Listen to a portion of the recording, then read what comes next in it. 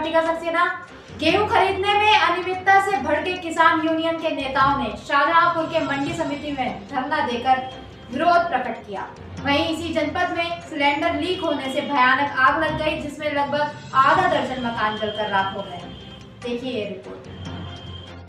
जिला प्रशासन मुर्दाबाद, जिला प्रशासन मुर्दाबाद, जय जवान, जय जवान, जब तक दुखी किसान रहेगा।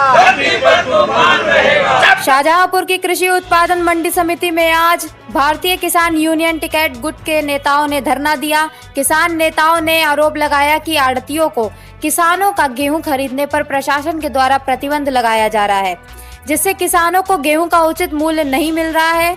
किसान नेताओं ने आरोप लगाया कि जब धान के सीजन में सेंटरों पर उनका धान खरीदा नहीं गया और बिचौलियों के हाथों किसानों को अपना धान बेचने पर मजबूर होना पड़ा, और आज जब बाजार में गेहूं का बाजार भाव सरकारी रेट से ज्यादा है तो आड़तियों पर प्रतिबंध लगाकर हमें कम दाम में गेहूं बेचने पर मजबूर होना पड़ रहा है। किसान नेताओं के धरने की सूचना पर सिटी मजिस्ट्रेट मंडी समिति पहुंचे और किसानों से वार्ता की। उन्होंने कहा कि व्यापारियों को गेहूं खरीदने की छूट दी गई है, साथ ही किसानों को जनपद से बाहर भी गेहूं बेचने पर कोई प्रतिबंध नहीं लगाया गया है। सिटी मजिस्ट्रेट के आश्वासन के बाद किसानों ने अपना धरना समाप्त कर दिया।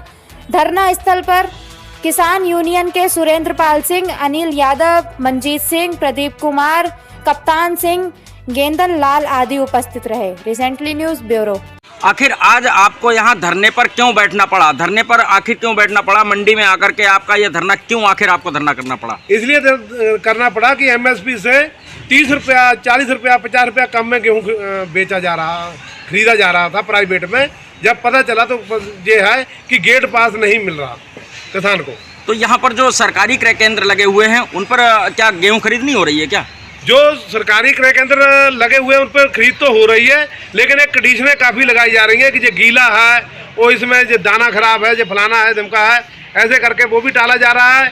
और किसान का जो कम सेंटर हैं जो पूरे 3 जिलों का यहाँ पर गेहूँ आता है, तो लखीमपुर से भी आता है और हरदोई से भी आता है, सीतापुर तक का गेहूँ हमारे जिले शाहजहांपुर में आता है। और ये जो क्रय केंद्र है ये नहीं तोल पाएंगे इनको। नहीं तो ऐसा भी कुछ आरोप लगाया जा रहा है कि आड़तियों को गेहूं बेचने नहीं दे रहे हैं, ऐसा भी कुछ था क्या? हाँ, आड़तियों ने कहा था कि हम लोगों को खरीदने नहीं दिया जा रहा।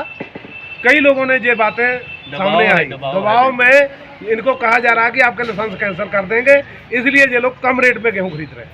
तो अब क्या आश्वासन मिला आपको? अब कहा कि हम लोगों को कोई दबाव नहीं है, हम लोग ये बता रहे हैं कि किसी भी तरीके की पाबंदी नहीं है, आड़ती को नहीं लगाएंगे, कमीशन एजेंट के ऊपर या किसी के ऊपर भी। तो क्या अब आप धरना समाप्त कर रहे हैं? धरना समाप्त कर रहे हैं। हम लोग कोई दिहाड़ी पर नहीं आए हैं और अगर कल को यही बात होगी हम लोग कल को फिर लाके अपना झंडा गाड़ देंगे। सर, आज किसानों का यहाँ पर जो धरना प्रदर्शन चल रहा था मंडी में, किन बातों को लेकर के धरना था और क्या कुछ उनको आश्वासन दिया गया? यहाँ पर किसान अपना मांगों को लेकर बैठे हुए थे। किसानों द्वारा मुझे अवगत कराया गया, उनकी मांगों पर विचार किया गया।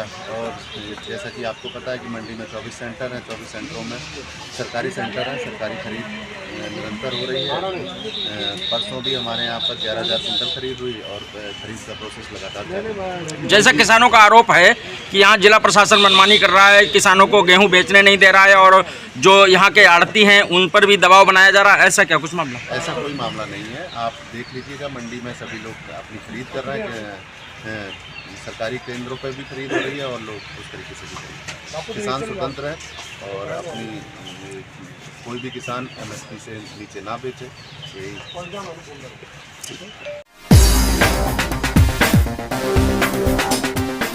आजकल लोगों की छोटी सी लापरवाही भी बड़ी दुर्घटना का कारण बन सकती है, जिसका हम अनुमान भी नहीं लगा सकते। ऐसा ही कुछ शाहजहांपुर के थाना पुआया के रायपुर इमलिया गांव में हुआ, जब एक ग्रामीण के घर में गैस सिलेंडर लीक होने से भयानक आग लग गई। आग का कहर इस कदर था कि गांव के आधा दर्जन घर आग की चपेट में आ गए।